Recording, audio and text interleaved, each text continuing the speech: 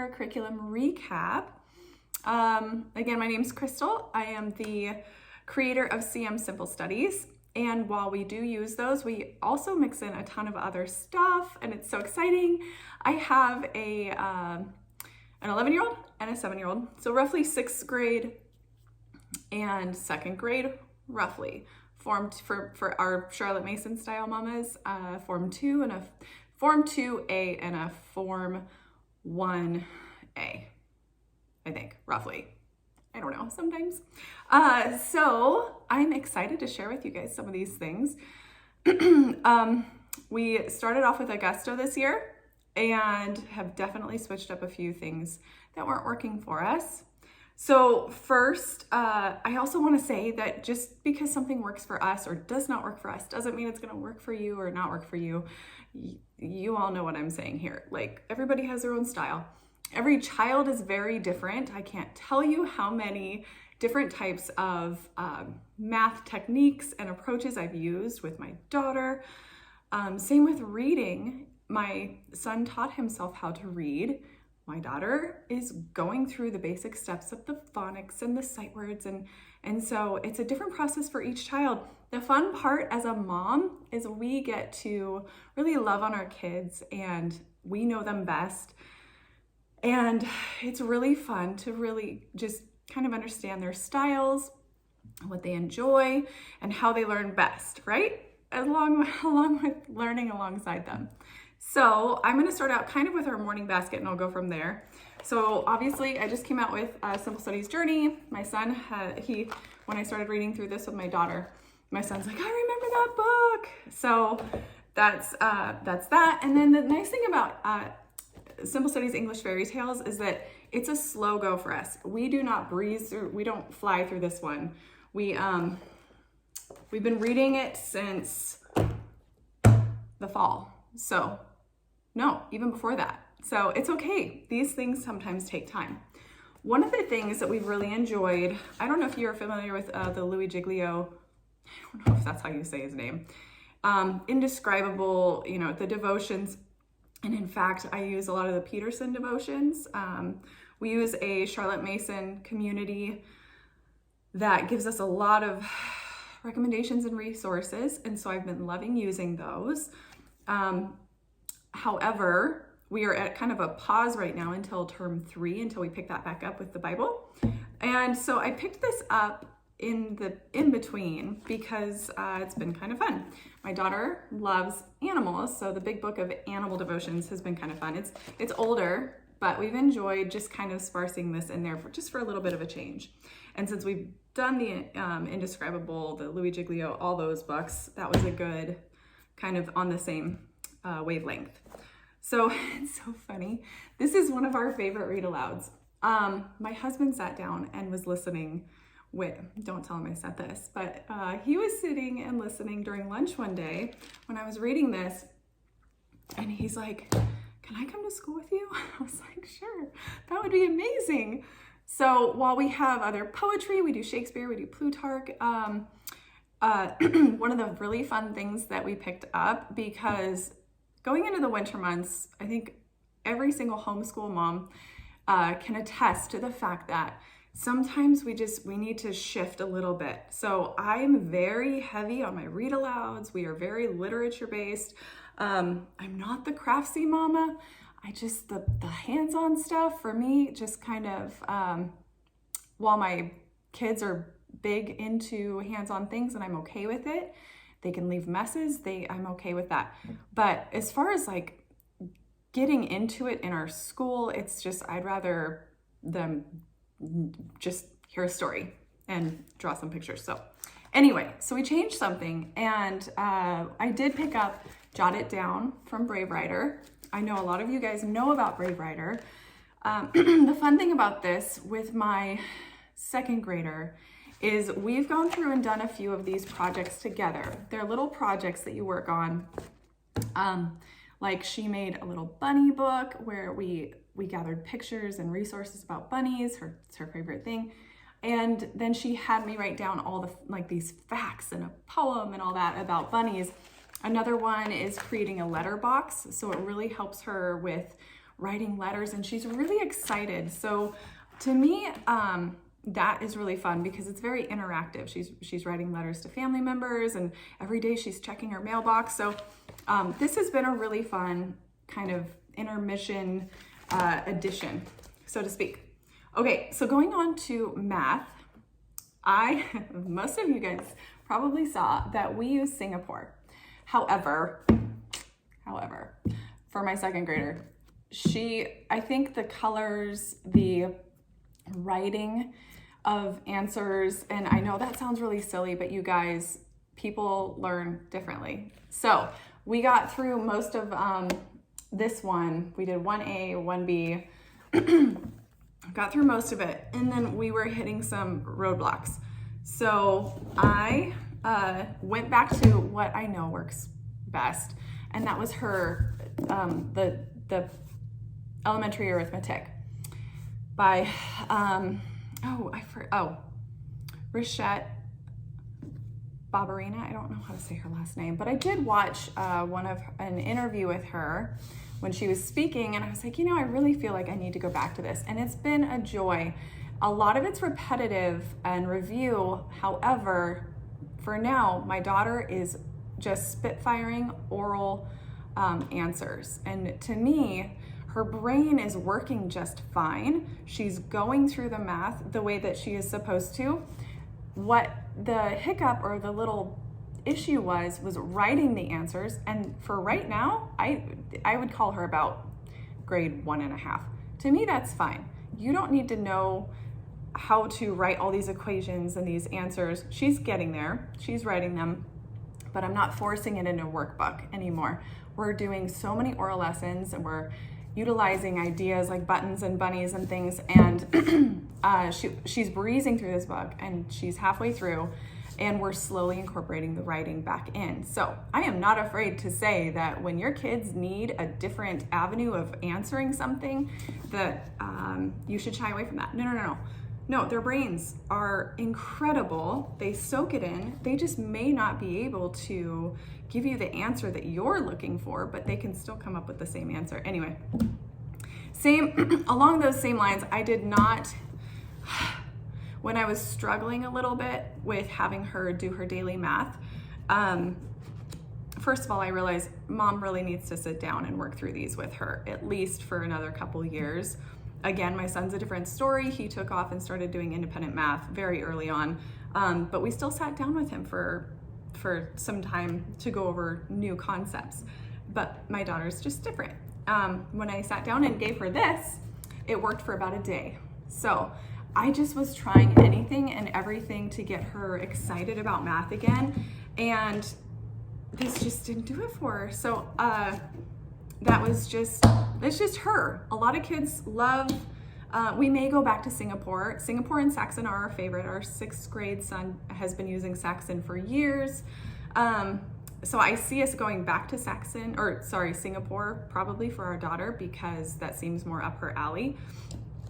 But Charlotte Mason Math really does, like the elementary arithmetic really is more up our alley for right now.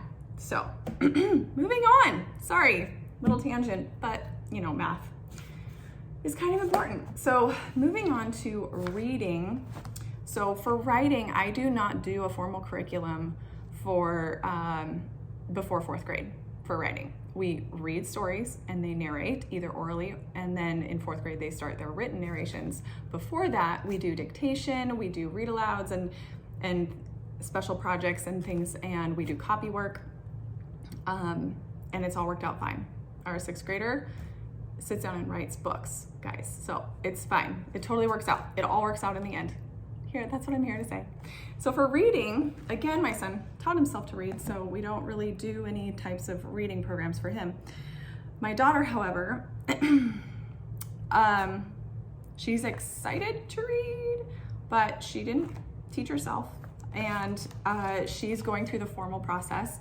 And I've done a few things with her that didn't really work out so well. But what has worked out and what I've really enjoyed are these, they're from A Delectable Education. It's really just one thing. It's one little tiny thing, and you've got your sight words and stuff, but it goes along with the primer. So knowing how much we love stories, knowing how much that we are literature based, my daughter is thrilled to go through and read some of these stories that she has heard in the past. Gingerbread Man, Little Boy and the Goat, Old Woman and the Pig, Little Red Hen, and she's flying through this. So all that to say, really, it really comes down to, I don't know, seeing where your kids are excited. What makes them excited? Don't just do something to do it. Don't just finish a book to finish a book. Find what makes your kids' eyes light up. Okay, so there's that. That's been fun. And this was the other thing about helping her connect the dots between the written word, not like the Bible, but writing and reading. I have really enjoyed All About Spelling. That's what I was gonna say. So with this, I did All About Reading. Everybody just raves about it. I think it's a great program. I have not heard really one bad thing about it. My daughter just really got frustrated with the kind of like their primer books that she was reading. She gets really frustrated at some of their stories. Again, just children and their different personalities. So that has worked really well. But All About Spelling, we're breezing through this one too. I've already purchased the second one. We do it about 3 to 4 times a week, and it's just to reinforce some of those reading and writing down some of those sight words. Sorry. Anyway, okay. Moving on to my, actually no, I'm gonna pause that. I'm gonna go into our history, because that is also kind of a common thing that we do, along with like our artist study and our composer study. So I'm gonna show what didn't work first. This year I was not loving some of the recommendations for the read-alouds in history. So we read history and then we narrate, or we do our written narration and things like that. I wasn't super excited about the books. So I got something else thinking it was gonna go well. And we used it for the first term. We do 3 terms. And it was Mystery of History. Sadly, it looks like a textbook because it is. It is chunky and it's very factually driven. You've got some story in there, but when I had my kids narrate out of this, it was just, I just got the eye rolls and the uhs. Instead of story-based, I really do feel like you need to connect emotionally with people in history for your kids to love history. History's like our favorite subject, so I did not want to squash it, so we stopped that. I know I should not have bought a textbook when it comes to this stuff, but that's okay. It's okay to try different things. It's okay if they don't work. So that being said, I'm trying to find, so we do stories of history. I can't remember, I didn't grab the book, but this was the one I was not loving from our curriculum provider. I read through it a little bit. So what I've done is I've just gone in and I've picked the chapters that I enjoy, that I know they will enjoy, that aren't dry and long, and are going along with where we are in our history studies. And it's okay, it's fine, it's good. There's some great stories in here and this is what they narrate. But outside of that, I, again, was looking for some more hands-on activities or just something to bring history to life a little bit. So I just purchased this, and from what I understand, they are not going, they're going to be upgrading their history curriculum. So it's not going to be available that much longer, but hopefully what they come out with next is going to be good. This is the Good and the Beautiful's history. This is course book 3 or work, whatever. So like right now we are on lesson 37 of the Santa Fe Trail. And what I do like is they do provide printables and some ideas to make history come alive in a more hands-on fashion. Again, my second grader's very hands-on and kinesthetic.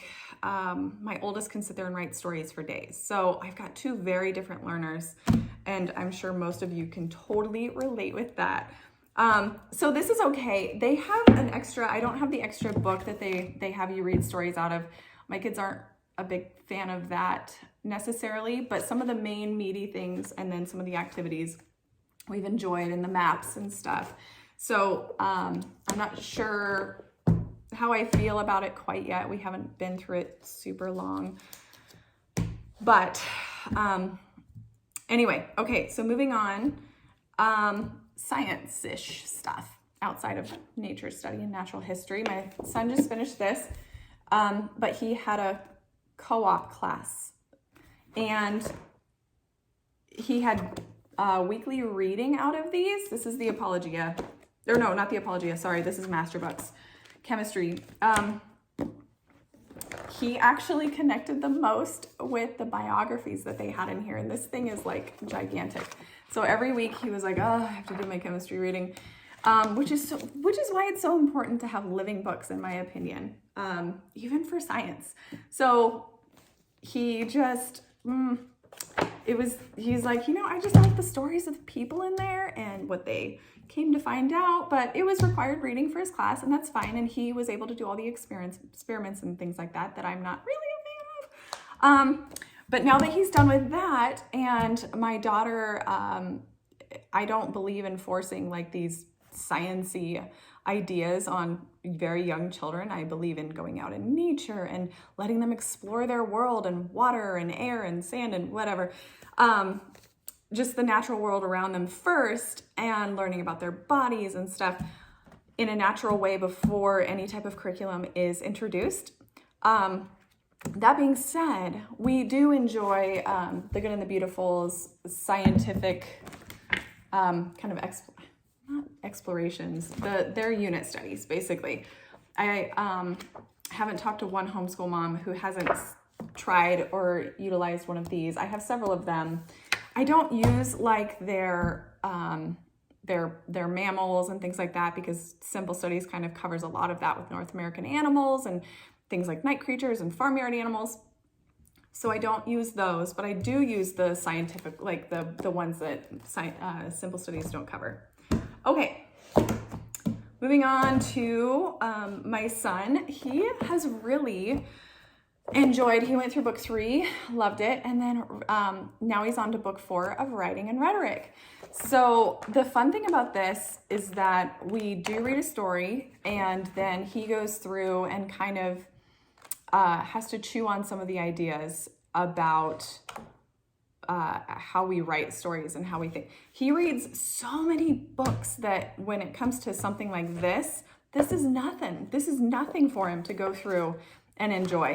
So to me, that's a win. I don't know how long we'll continue that, because he writes so much on his own that really it comes down to just eventually grammatically editing the structure and whatnot. And I've said before in the past that we did do IEW for 2 years, and it drained the life out of his joy of writing. So I went completely back and just let him write as often as he wanted, and assumed down the road we will learn more and more about the structure. So because he has the basics. Okay, I'm talking way too much about this. But we also do dictation every week, and these are from Simply Charlotte Mason, Using Language Well, and then we use Spelling Wisdom for his dictation. So like you can kind of see, oh, I didn't bring his stuff, but of where he does his dictations, but he has the cutest handwriting. I don't know. So that is an example that I would dictate, and he answers a couple questions, he reads it, he studies it, and then I dictate it, and he writes it down. Oh, let's see. Yeah, the questions are very, very simple.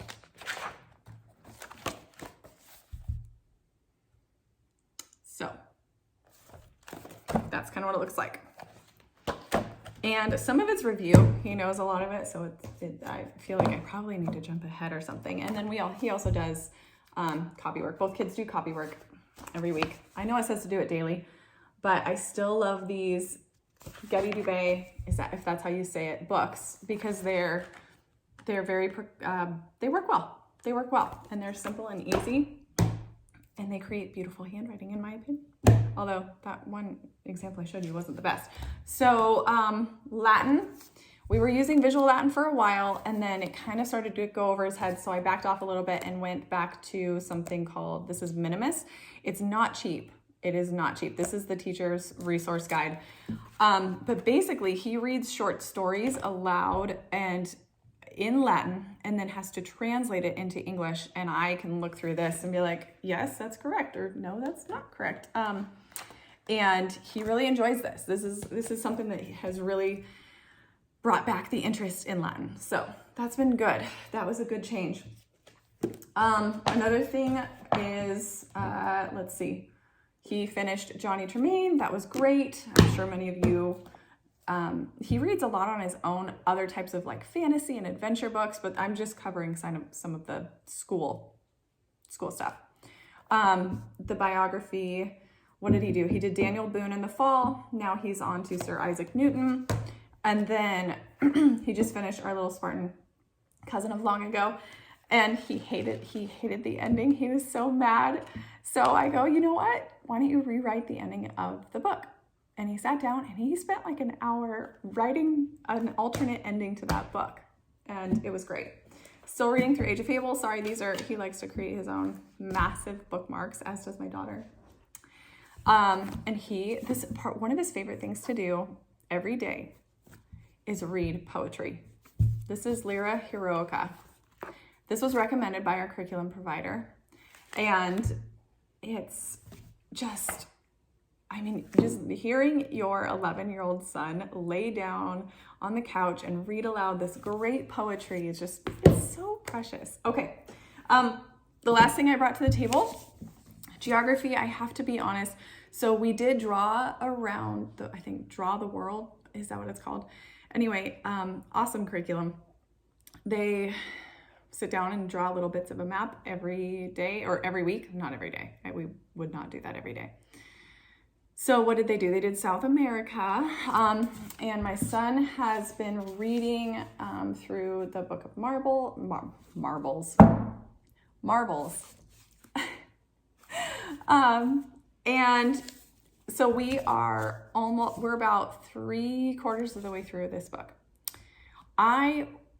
He requested that, first of all, this book is incredible. If you've not read this book, or the Occident, yes.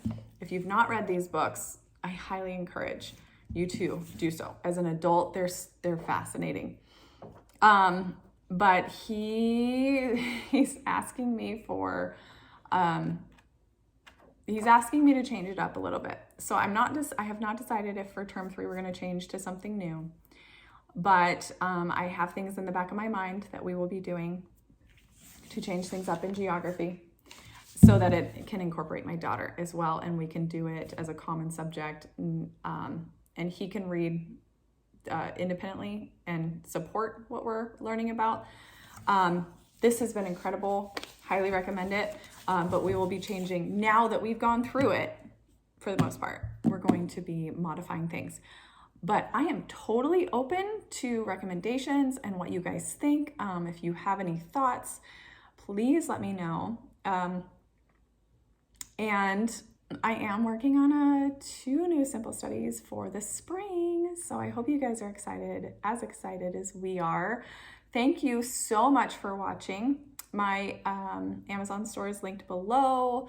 This is one of the first videos that I'm doing for the YouTube channel. So hopefully you enjoyed it. Hopefully it's helpful. And I cannot wait to start our term 3 and then let you guys know how that goes as well. So thank you so much. I hope you enjoy the rest of your day.